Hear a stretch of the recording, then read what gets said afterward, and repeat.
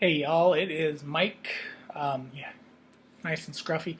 I wanted to do a quick review of a movie because I disliked the movie so much that I put it on Macari and it sold immediately. So I just got this maybe 3 days ago. I may have done an unboxing of it. I don't know. This was not the movie I thought it was. The one I'm interested in is deals with brides, a guy who is after potential brides. This one is called Don't Answer the Phone, He'll Know You're Alone. It was released in 1980, runs about 94 minutes long. It was directed by Robert Hammer, produced by Michael Castle, and written by both Michael Castle and Robert Hammer. It stars people I've never heard of before. James Westmoreland, Denise Gaelic, and Nicholas Worth. This movie is just not my cup of tea. There's a whole lot of boobs in it. He kills a lot of women by strangling them, but every one of them that he strangles, he rips their tops off first.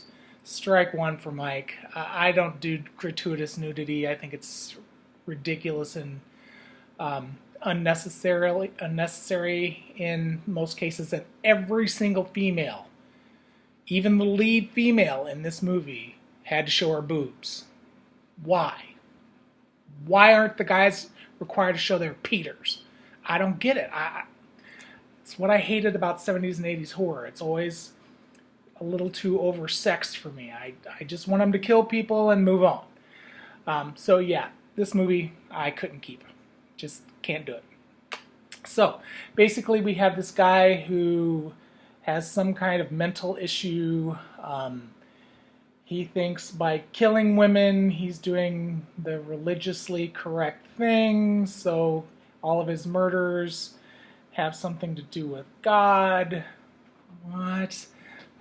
So the first girl is a nurse coming home from work, and he watches her take, her panties off, and then she's talking on the phone to her mom, and he comes up behind her. She hangs up the phone. He grabs her by the throat and immediately rips her top off, and then kills her.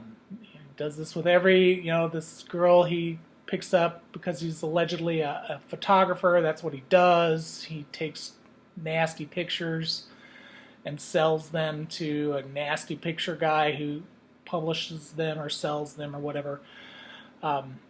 So yeah, he does this to, let's see, I want to see how many knockers did I see.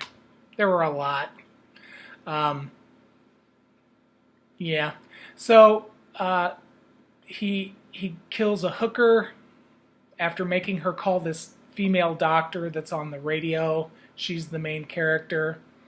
There are two cops that are chasing him, one of them being the James Westmoreland. He kind of meets the doctor and realizes that she's in danger, so he has cops kind of following to make sure that she stays safe. In the meantime, he kills a girl from Indiana who came to California to be a model. He went to a house where there was a woman.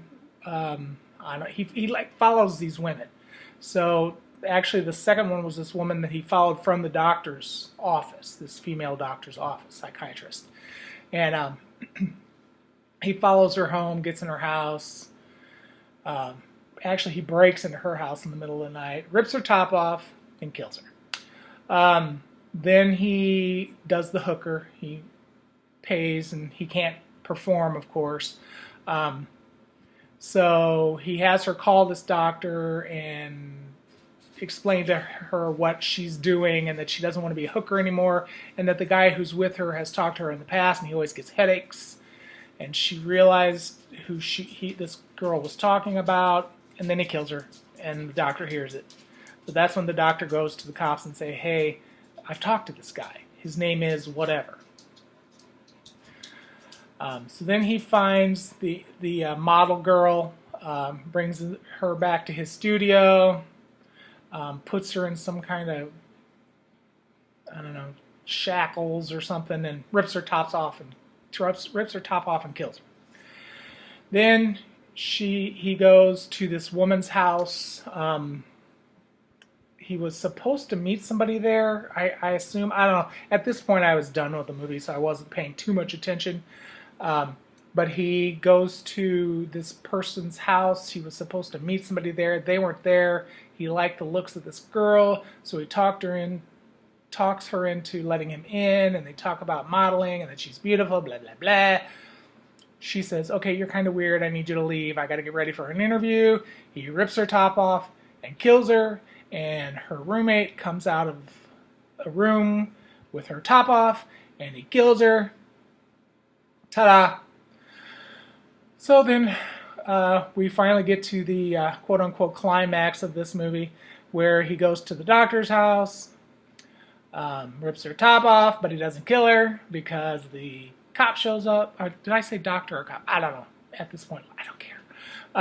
But yeah, he goes to the doctor's house, breaks in. I don't think he actually rips her top off, because I think she had her top off while he was watching her. Because, you know, she's at home, she's getting ready for whatever, putting on something big and snug, comfy. But of course, you know, gotta see her boobs. She's in this movie.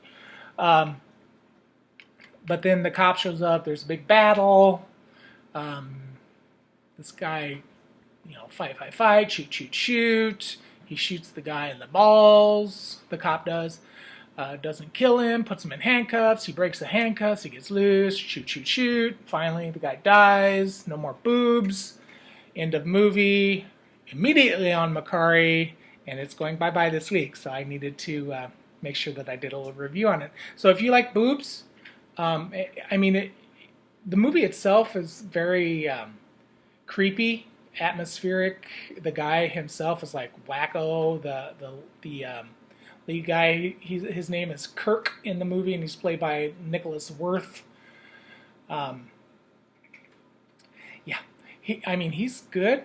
And the guy who plays the cop is good, and the woman who plays the doctor is good. I thought as far as characters, they were fine. But yeah, don't answer the phone. He'll know you're alone. He'll rip your top off and kill you. Bye, guys.